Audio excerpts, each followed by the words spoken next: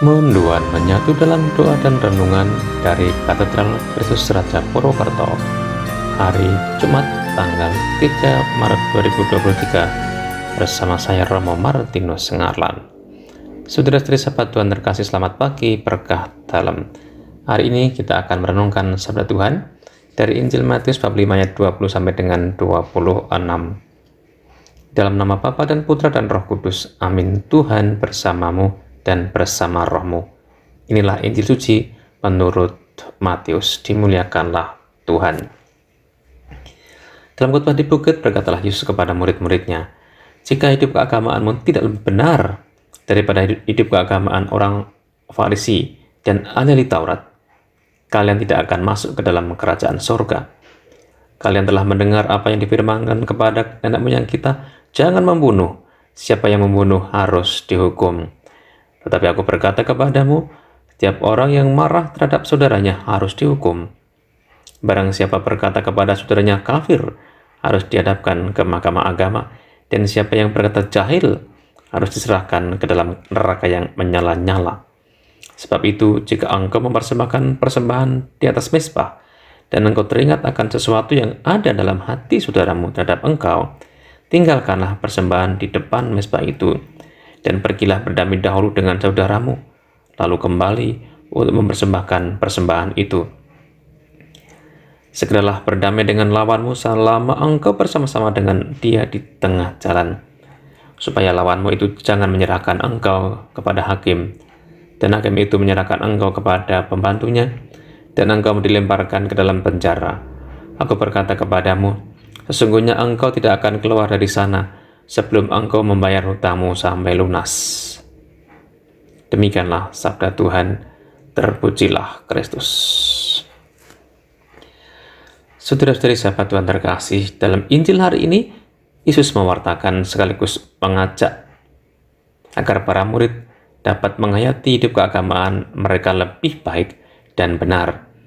Karena waktu itu banyak orang mengaku beriman namun hanya lebih mengutamakan ritual, tata cara sembahyang, dan hanya menjalankan aturan-aturan keagamaan yang ada dengan ketat, namun kurang memperhatikan wujud dari iman yang diakui atau dirayakan. Yesus mengajak para murid melakukan praktek keagamaan secara benar, mengungkapkan iman dengan ritual keagamaan, doa dan sembahyang dan taat hukum, namun juga mewujudkan iman itu dalam tindakan mengasihi sesama. Saudara-saudari sahabat Tuhan terkasih, Tuhan Yesus sangat menghargai sesama ciptaan. Manusia sangat berharga di mata Tuhan. Maka hidup keagamaan itu hendaknya menyangkut cinta pada Allah dan sesama. Saudara-saudari, ajaran Yesus hari ini menjadi cermin dan sekaligus tuntunan kita dalam melakukan hidup keagamaan kita selama ini. Selain mengungkapkan iman dengan doa, liturgi, dan olah rohani yang lain, kita juga mesti mewujudkan iman dalam hidup sehari-hari kita dan menghargai, mengasihi sesama kita. Sesama kita sangat berharga di mata Tuhan. Maka berhati-hatilah dalam bersikap pada sesama kita. Jangan sampai keluar kata-kata buruk, kutuk dari mulut kita. Jangan sampai keluar kata-kata hinaan, caci maki, amarah, dan menyakiti hati sesama kita. Berdamailah selalu dengan sesama kita, dimanapun dan kapanpun.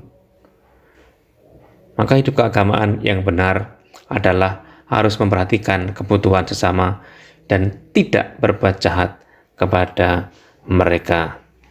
Tuhan memberkati. Allah Bapa yang penuh kasih, kami bersyukur atas firman-Mu hari ini yang boleh kami renungkan. Berkati kami agar kami dapat mengungkapkan iman kami dalam ritual keagamaan kami, sembahyang dan olah rohani kami dengan sungguh-sungguh. Dan juga mewujudkan iman itu dalam mencintai, mengasihi sesama kami, menghargai dan menghormati mereka.